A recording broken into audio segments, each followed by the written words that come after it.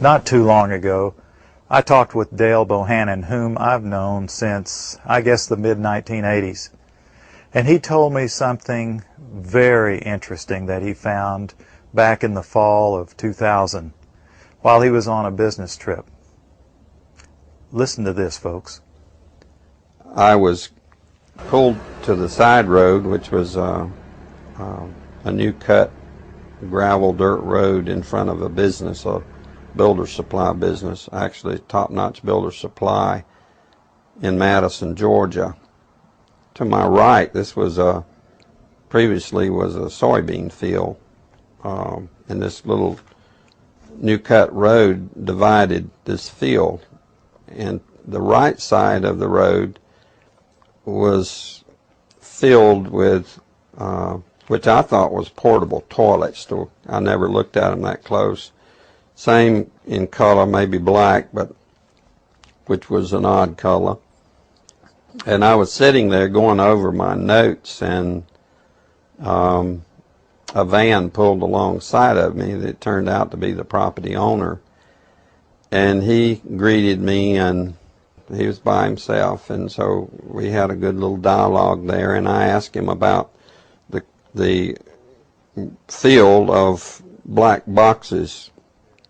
What were they? Because I'd never seen anything like that, and his statement was that if he told me, I would be one of few people in Madison, Georgia that knew about them. And he says they're disposable coffins, I believe he told me. And he says there's 100, at that time he said there was 125,000 there, and they were stacked, he told me 15 high. I asked him who owned them, and he stated that the CDC owned them, and that they were leasing his land for storage. And he said his brother worked with the CDC in Atlanta and had been asked by the CDC to do a 3-year extension to place temporary morgues all across the nation. So in January of this year, 2005, we decided to drive to beautiful Madison, Georgia and take a look for ourselves. It was on a Sunday and no one was around, with the exception of this one pickup truck that was coming out the narrow road that we were going in on next to this field. We flagged down the pickup truck, and it was providential that the driver of this pickup truck turned out to be the son of the man that owned this field. So naturally we started asking him questions. And he told us that not long ago there had been as many as 500,000 of these grave liners or disposable coffins. We asked him for permission if we could look around, and he said yes, so we did. We're just getting an idea for the size of these boxes. What could these boxes be used for? Well, they're called casket liners. And that's an interesting term, isn't it?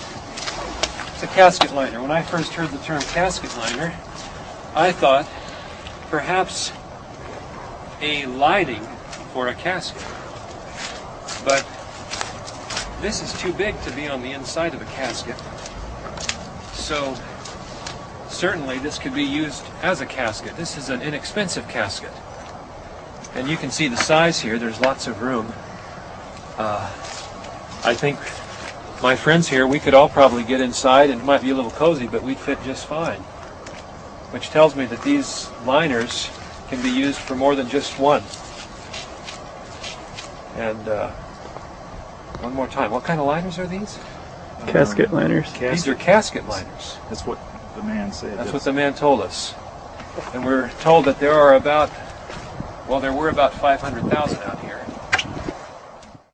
Later, as I went back to my home office, I spoke of it there, and of course people usually don't want to hear too much about this kind of thing. So it's never been mentioned, publicly, except just here and there. because most, like I said, the reaction I got, people didn't want to know about it, the few people that I spoke to, and so I just dropped it.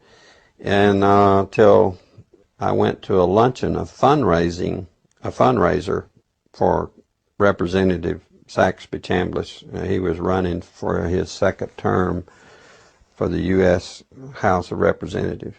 And it was a crowd, probably 100, maybe 150. It was congressmen, senators, state senators, and mayors.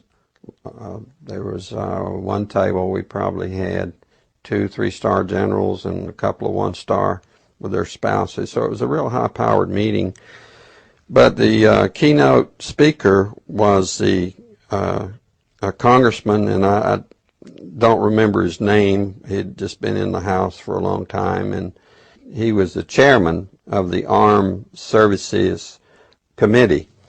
And so he just spoke in behalf of Representative Chambliss and the importance of having him on board to be reelected due to our threats. But it had to do with the nuclear devices that was missing from the old Soviet Union and that had gotten into terrorist hands, and it was, the emphasis was on the critical state that we face in this country. And he said we could lose tens of millions of people in the next decade, and he used those terms, due to a nuclear strike on U.S. soil.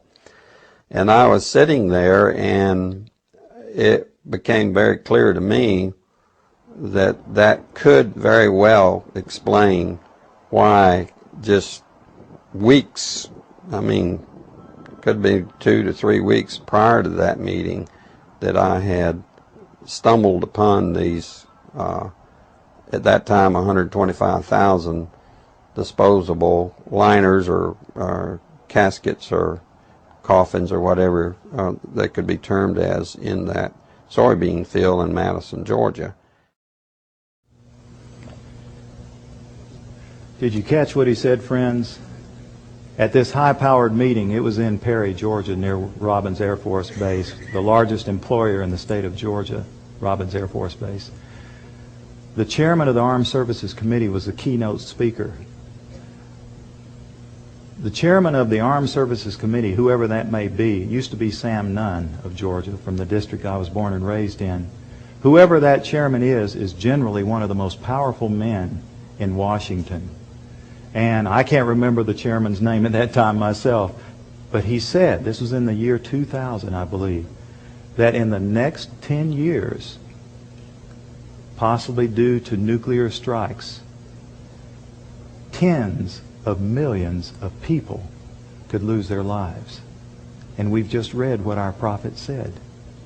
Now, what we've just seen is one United States city outside, this is Atlanta. It has a metropolitan population area of roughly 4 million people. So this is one field outside of one U.S. city, And the brother of the man that owns this field, that the government is leasing this field from to store these disposable coffins, this brother was given 3 years to set up temporary morgues around the country. Now, we found the website that we think these disposable coffins were made at, and we noticed that the lids that they're advertising on the website were rounded. But the lids, hundreds of thousands of lids there, the lids we found, folks, were flat, and they were reinforced. You know what that could mean? You can stack them on top of each other. That's a lot neater to stack them in disposable coffins than what we saw after the tsunami, when we would see bulldozers digging holes and taking bodies and pushing bodies into holes. America can stomach this much better.